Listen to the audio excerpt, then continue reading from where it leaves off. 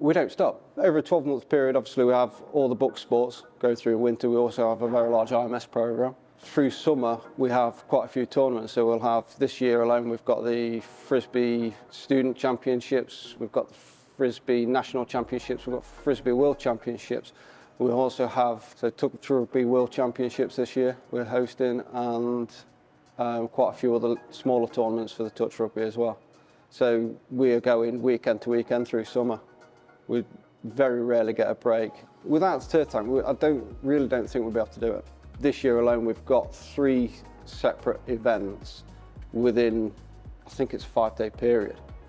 So if I'm having to lose 2 guys for marking out minimum, we're only a 7-man team. So you lose 2 guys for marking out, you'll lose another 2 guys for mowing, another few guys for looking after everything else, because we have astro pitches as well.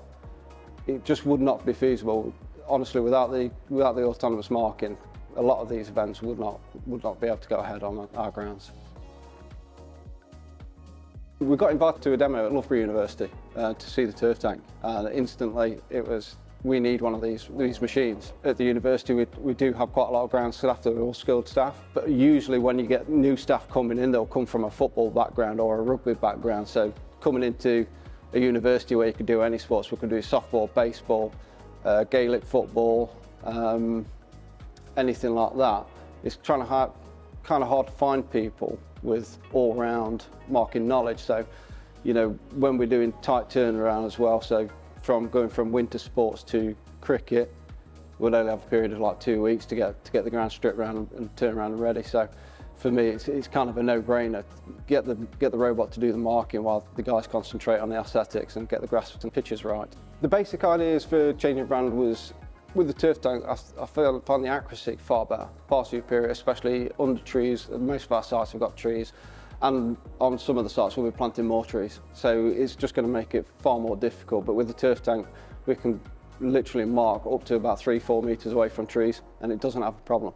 It's just straight lines everywhere. Oh yeah, no one wants to be a groundsman with someone coming along and checking the accuracy of your pitch and saying, oh, hang on lads, you know, you're a few metres out here, what's going off? And also for the aesthetics, we have quite a few people watching some of our Super Rugby, and to have wonky lines on the pitch, it's nothing worse for a groundsman.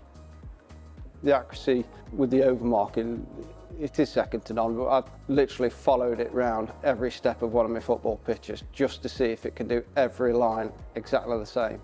And I can't fault it, it does.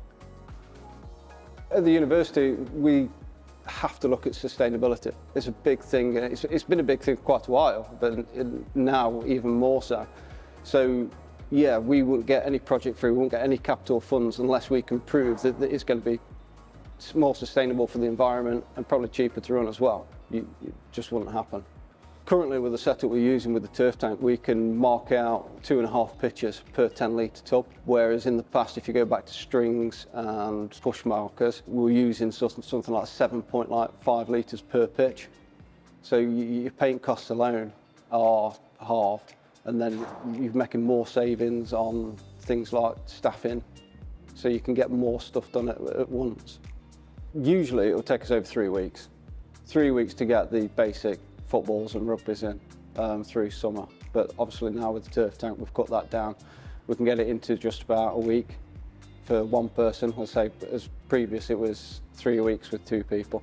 I think with the amount of sports we've played in the different tournaments we have, we could be saving one bloke a month worth of hours, easily. It's massive, because obviously we're on the main campus on the Astros, and we've got tennis courts up there. They used to get neglected, but now I have got staff that can go, tell you what, we don't need you marking out on one of the sites. Can you please go and sort out some of the other areas? So it's created not just an uplift on the marking of the pitches, we're able to uplift the whole sports grounds as a general